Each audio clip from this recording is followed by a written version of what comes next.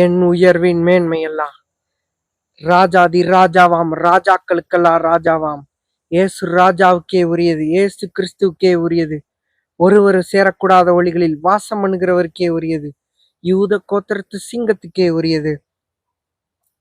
இன்னைக்கு பூமியின் உயர்தளத்துல எப்படியெல்லாம் ஆண்டவர் போய் உங்களை நிப்பாட்ட போறாரு அப்படின்றத இன்னொரு கொஞ்சம் தொடர்ச்சியை பார்ப்போம்.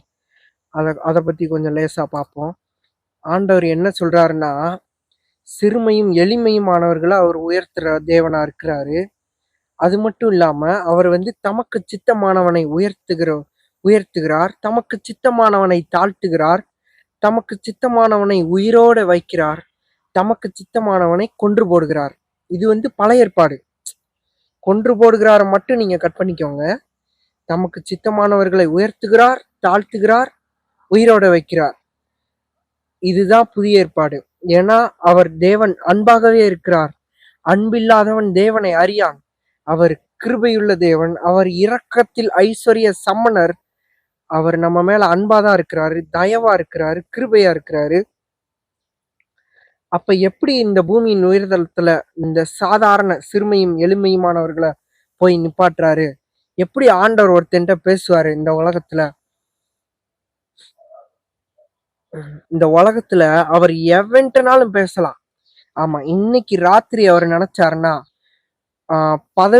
உச்ச பதவியில இருக்கிற ஒரு மனுஷன்கிட்டையும் அவர் பேசலாம்.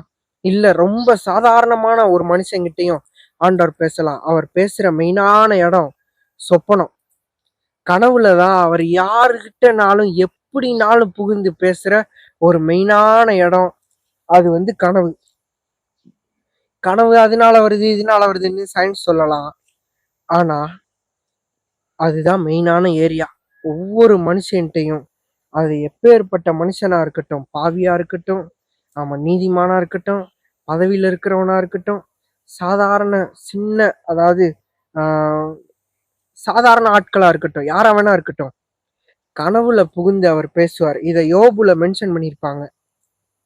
அவர் யார்கிட்டனாலும் சொப்பனத்துல இடைப்பட்டு பேசுற தேவனா இருக்கிறாரு அப்படின்னு. லாபான்ட்டெல்லாம் கனவுல பேசுவாரு. யாக்கோபு கிட்ட கனவுல பேசியிருக்கிறாரு. தானியலுக்கு கனவு கொடுத்து, யோசேப்புக்கு கனவு கொடுத்து அதெல்லாம் விளக்குற ஒரு ஆளாவே வச்சிருப்பாரு. இந்த தானியேலு யோசேப்பெல்லாம் பாத்தீங்கன்னா இது மாதிரி இந்த சாலமோனுக்கு நிறைய பேருக்கு அவர் இடைப்படுற மெயினான இடம் பழைய ஏற்பாட்டுல கனவு. இப்ப உங்கள்கிட்டையும் அவர் ஈஸியா இடைப்படுற ஒரு இடம் கனவு தான். நீங்க சொப்பனம் உங்களுக்கு வந்துச்சுன்னா அதுக்கு விளக்கம் சொல்றவங்க கிட்ட போய் அதுக்குண்டான விளக்கத்தை வாங்கிட்டீங்கனாலே அவர் பேசுற என்னன்றத நீங்க கண்டுபிடிச்சிடலாம். இல்லைன்னா வார்த்தையை எடுத்து பார்த்தீங்கனாலே, வசனத்தை எடுத்து பார்த்தீங்கனாலே அங்க அவர் பேசுவார். அங்க அவர் பேசுனதுதான் எழுதி வச்சிருக்கு. அங்க இன்னும் பிரத்யட்சமா அதுக்கு சம்பந்தப்பட்டது ஏதாவது பேசி வச்சிருப்பாரு. அப்ப நீங்க கன்ஃபார்ம் பண்ணிக்கலாம். சொப்பனத்தை உடைக்கிறது ஒரு வரம். இந்த வரம் யாருக்கெல்லாம் இருக்கோ அவங்க கிட்ட நீங்க கேட்டீங்கன்னா அவங்க ஈஸியா சொல்லிடுவாங்க. சரி, இதெல்லாம் எதுக்கு இப்ப? ஏன்னா உங்களை இப்ப பெரிய ஆளாக்க போறாரு அப்படின்னா அவங்களால நம்ப முடியல. ஏன்னா விசாலன்ற ஒரு ஊசிய போடாம வச்சிருக்கோம்.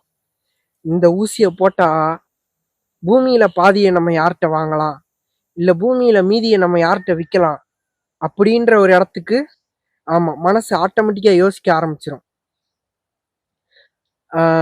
ஏன்னா விசாலம்ன்றதே பெரிய பெரிய விஷயத்த பேசுறது, பெரிய பெரிய விஷயத்துக்கு பிளான் போடுறது, தியானிக்கிறது, அதை நோக்கி பார்த்திருக்கிறது, உயர்ந்த காரியங்களை நோக்கி போறது. இதுதான் விசாலம்.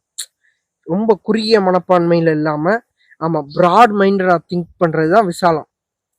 நான் இதை பேசுறதுக்கு மட்டும்தான் ஆண்டவர் இது வேணாம், இப்போதைக்கு நீ ஓ லெவலுக்கு பேசிடுவ, அது அங்க செட் ஆகாது, அது வேணான்ட்டு இதை மட்டும் நிப்பாட்டி வச்சிருக்கிறாரு. இதை எப்ப பேச சொல்றாரோ நம்ம அப்ப அதை பேசலாம். இப்ப இதை ஊசிய போடாதனாலதான் உங்களால நம்ப முடியல. பூமியின் உயர்தளத்துல போய் உங்களை நிப்பாட்டுவாரு. ஆண்டவர் சொல்றாரு, எவ்வளவு ஏழையா நீ வாழ முடியுமோ வாழ்ந்துக்க. இனிமே நீ நினைச்சாலும் வாழ முடியாது. எவ்வளவு பணம் இல்லாம திரிய முடியுமோ தெரிஞ்சுக்கோ. இனிமே நீ நினைச்சாலும் அப்படி திரிய முடியாது. எவ்வளவு தோல்வியை உன் வாழ்க்கையில சந்திக்க முடியுமோ சந்திச்சுக்க. இனிமே நீ நினைச்சாலும் அப்படி சந்திக்கவே முடியாது தோல்விய. அடுத்து ஐஸ்வர்யவான்களுக்கு எவ்வளவு நிம்மதி இல்லாம இருக்க முடியுமோ இருந்துக்கோ. இனிமே நீயே நினைச்சாலும் நிம்மதி இல்லாம இருக்க முடியாது. ஒவ்வொரு நாளும் தேவ சமாதானம், தேவ கிருபையும், தேவ மகிமையும், தேவ பிரசனமும், நித்திய மகிழ்ச்சியும், ஆமா, இல்லங்களிலும் உள்ளங்களிலும் ஆளுகை செய்கிற வாழ்க்கைய ஒவ்வொருத்தரும் வாழ போறோம் இந்த பூமியில. சரியா? ஐஸ்வர்யவான்களுக்கு வர்றேன். ஆமா, அது தனி மெசேஜ்ல நான் பேசுறேன். இப்ப வந்துட்டு பூமியின் உயர்தளத்துல யாரெல்லாம் ஆண்டவர் எடுத்து பயன்படுத்த போறாரு? ஐஸ்வர்யவான்கள் உங்களுக்கு குணத்தை ஆண்டவர் கொடுக்க போறாரு. ஆமா, அது எப்படின்றத நான் தனி மெசேஜ்ல பேசுறேன். இந்த சாதாரண ஆட்களை எப்படி ஆண்டவர் எடுத்து பயன்படுத்துறாரு? இது வந்து எப்படிப்பட்ட பிளான்ஸா இருக்கும்? பூமியின் உயர்தளத்துல நிப்பாட்ட போற ஒவ்வொருத்தரோட பிளானும் கேம் சேஞ்சிங் பிளானா இருக்கும். அது ரொம்ப, அதாவது அது எப்படி சொல்றது? ஆமா, இது மனுஷன் போட்ட பிளானே கிடையவே கிடையாது, மனுஷனால இப்படி பிளான் போடவே முடியாது அப்படின்னு உலகத்துல இருக்கிற எல்லாருக்கும் பச்சையா தெரியும். ரொம்ப ஈஸியா அது வெளிப்படும். அப்பேற்பட்ட பிளான்ஸை ஆண்டவர் உங்க எல்லாரையும் எடுத்து பயன்படுத்தி செய்ய போறாரு. அதான் ஏசாயா 60:21 அவரோட கைக்கிரியைனா அவர் ஒண்ணு செஞ்சாருன்னா எப்படி இருக்கும், அத உங்க கைக்கிரியை மூலமா அந்த பூமிக்கு வெளிப்படுத்த போறாரு. இயற்கைக்குண்டான மகிமை, செயற்கைக்குண்டான மகிமைன்னு ஒண்ணு இருக்கு. ஆனா எதுவுமே, எந்த செயற்கையுமே இயற்கையோட மகிமையை தோக்கடிக்க முடியல. மரத்துக்கெல்லாம் ஜீவன் இருக்கு, விலங்குகளுக்கு ஜீவன் இருக்கு, மனுஷனுக்குள்ள ஜீவன் இருக்கு. ஆனா ஜீவனுள்ள ஒன்ன இதுவரைக்கும் மனுஷன் கண்டுபிடிச்சதே இல்லை. அதுதான் இயற்கை. அது ஆண்டவர் உண்டு பண்ணது. மனுஷன் உண்டு பண்ணது இந்த போனு. ஆமா, இதுக்கெல்லாம் ஜீவன் கிடையாது. இது அதை விட மேன்மையுள்ளதா இருக்கும் ஆண்டவர் உண்டு பண்றது. இப்ப உங்களையும் அவர் நட்ட கிளைகள்னா, அவரே ஒண்ணு செஞ்சாருன்னா எப்படி இருக்கும் இந்த பூமியில? அது நேச்சர் ரிலேட்டடாகவும் இருக்கும். அப்படின்னா இந்த பூமியோட, அதாவது என்ன சொல்றது, இந்த பூமியில இருக்கிற அத்தனை கேமையும் சேஞ்ச் பண்ற கேமா இந்த கேம் இருக்கும். எந்த கேமு? உங்களை வச்சு அவர் ஆட போற கேமு. சரியா? அப்படி ஒவ்வொருத்தரையும் எடுத்து பயன்படுத்த போறாரு. ஒருவேளை உங்களுக்கு இன்னும் பிளான் கிடைக்கல அப்படின்னா என்னை நோக்கி நீ கூப்பிடு, நீ அறியாததும் உனக்கு எட்டாததுமான பெரிய காரியங்களை நான் உனக்கு அறிவிப்பேன்னு அவர் சொல்லியிருக்காருல்ல. இந்த வார்த்தையை வச்சு கிளைம் பண்ணுங்க, என்னை எடுத்து பயன்படுத்துங்க ஆண்டவரே அப்படின்னு கேளுங்க. என் வாழ்க்கையில என்ன சித்தத்தை வச்சிருக்கிறீங்க, என்னை எதுக்காக அழைச்சிருக்கிறீங்க, இந்த செய்தி என்னை எதுக்காக கேட்க வச்சிங்க அப்படின்னு சொல்லி பேசுங்க அவர்கிட்ட. கண்டிப்பா அவர் உங்கள்கிட்ட வெளிப்படுத்துவார். அவர் என்ன நோக்கத்தையும் திட்டத்தையும் உங்க வாழ்க்கையில வச்சிருக்கிறாரோ அதை உங்களுக்கு வெளிப்படுத்துவார். அப்புறம்தான் ஆட்டமே ஆரம்பிக்க போகுது. நான் ஊழியத்துக்கு வெளியே நிக்கிறேன். உள்ளக்க அரக்கர்கள் இருக்கிறாங்க, அசுரர்கள் இருக்கிறாங்க.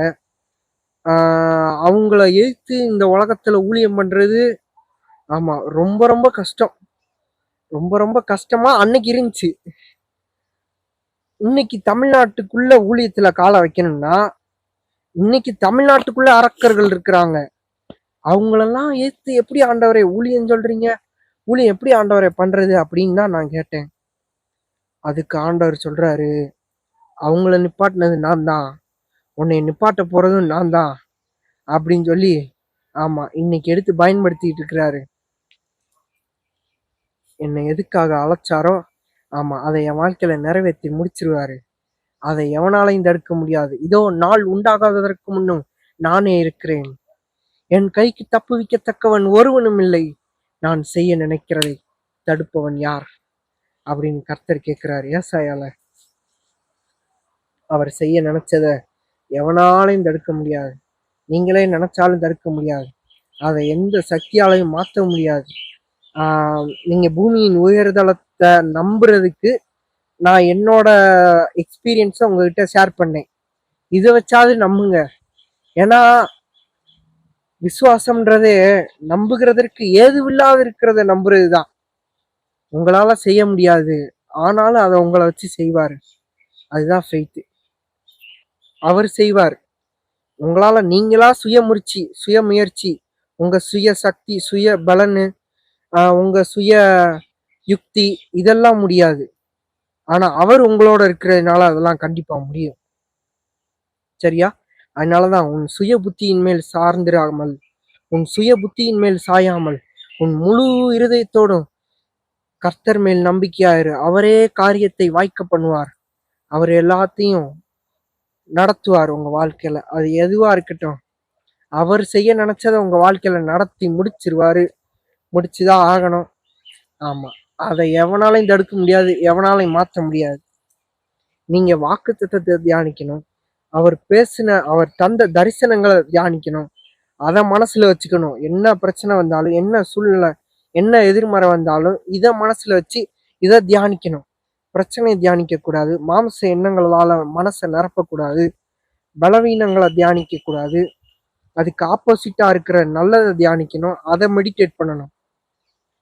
சரியா? ஒரு சின்ன ஜெபம் பண்ணி முடிச்சிடலாம்.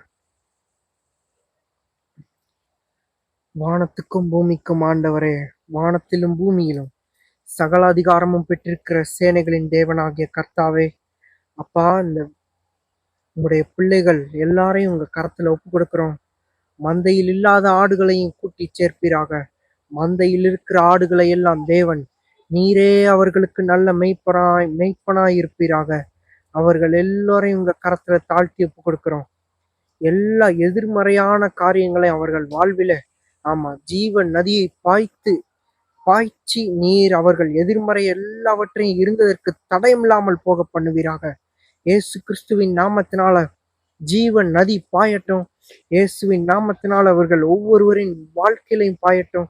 ஒவ்வொருவரின் கைக்கிரியைகளிலும் பாயட்டும். தேவ அன்பு இவர்களை ஆளுகை செய்யட்டும். எல்லா வியாதி படுக்கையை மாற்றி போடுவீராக. மந்த நிலைகள், சோர்வு, பலவீனங்கள் எல்லாவற்றையும் தேவன் அதமாக்கி போடுவீராக. உற்சாகத்தின் ஆவியினாலும் புது பலனினால் நிரப்புவீராக. பராக்கிரமசாலிகளாய் இவர்கள் ஒவ்வொருவரையும் மாற்றுவீராக. தரித்திரவர்களை எல்லாம் ஐஸ்வர்யவான்களாய் மாற்றுவீராக. தரித்திரம் இருந்ததற்கு தடயமில்லாமல் போகட்டு இவர்கள் வாழ்க்கையில.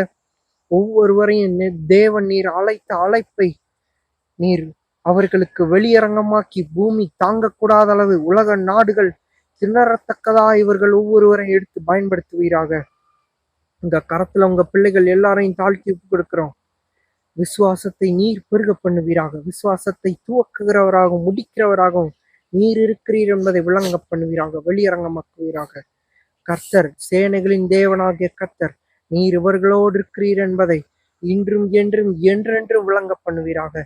உம்முடைய ஜனங்களுக்கு எல்லாம் சமாதானம் அருளி நீர் அவர்களை கிருபையாயும் இரக்கமாயும் தயவாயும் நடத்துகிற தேவன் என்பதை விளங்க பண்ணுவீராக, வெளியரங்கமாக்குவீராக. ஒவ்வொரு ஆத்துமாவையும், இந்த வீடியோ பார்க்குற ஒவ்வொரு ஆத்துமாவை தாழ்த்தி உங்க கரத்துல ஒப்பு கொடுக்கிறோம். தேவன் நீர் நினைத்ததையெல்லாம் அவர்கள் வாழ்வில செய்து முடிக்கிறவராக இருக்கிறீர் என்பதை வெளியரங்கமாக்குவீராக. இயேசுவின் மூலம் என்னாலும் எங்கள் சத்தத்துக்கு செவி கொடுக்கிற எங்கள் ஜீவனுள்ள நல்ல பிதாவே, ஆமென். தேங்க்யூ ஃபார் வாட்சிங்.